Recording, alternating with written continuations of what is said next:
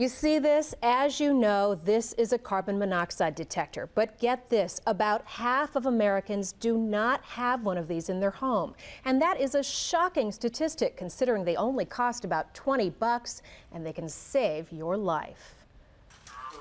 It was the Christmas season a few years ago, and Cheryl Bird of Minnesota was out doing her holiday shopping with a friend. We talked about buying alarms, and I opted to buy my son Nick another toy truck instead for his birthday.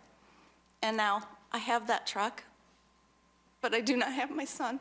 In fact, Bert lost 2 of her 3 sons a few weeks later and almost lost her own life, sickened and confused as carbon monoxide poured from a malfunctioning furnace. I didn't realize that my babies were dying just rooms away from me, and I couldn't help them or even help myself. Bert and her sons had been to the doctor several times for flu-like symptoms. Ironically, the doctor would send them home to rest, where they just got worse because the colorless, odorless gas was in their own house. I listened to Zach's labored breathing every night in my sleep, and I would give anything to have that night back, to have been able to think clearly and save my baby. Carbon monoxide is a byproduct of burning fuels like natural gas, oil, kerosene, wood, and coal.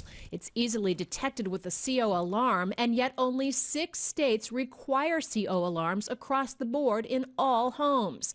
Consequently, only half of Americans have the protection of one of these alarms. You better darn well have a carbon monoxide detector in your home. This is a safety device that's not used enough. It's not like smoke alarms, which are in the vast majority of homes. These are still highly underutilized. Congress is considering legislation that would require all carbon monoxide detectors to meet certain standards and would allocate millions of dollars to educate the public about the life-saving value of those detectors. The Consumer Product Safety Commission says every home should have at least one carbon monoxide detector. Ideally, you'd have them on every level of your home and outside every sleeping area. You need to change the batteries when you change your clocks, just like with smoke alarms. And you should really replace these detectors about every decade as they lose their sensitivity, George. Elizabeth, where does most of this poisoning come from? The #1 cause is something you might not think of: people dragging portable generators inside their houses during power outages. That is #1. Furnaces that malfunction, as in that tragic Burt family case, is also a top cause. And you need to get that furnace serviced every year to make sure there's not a problem.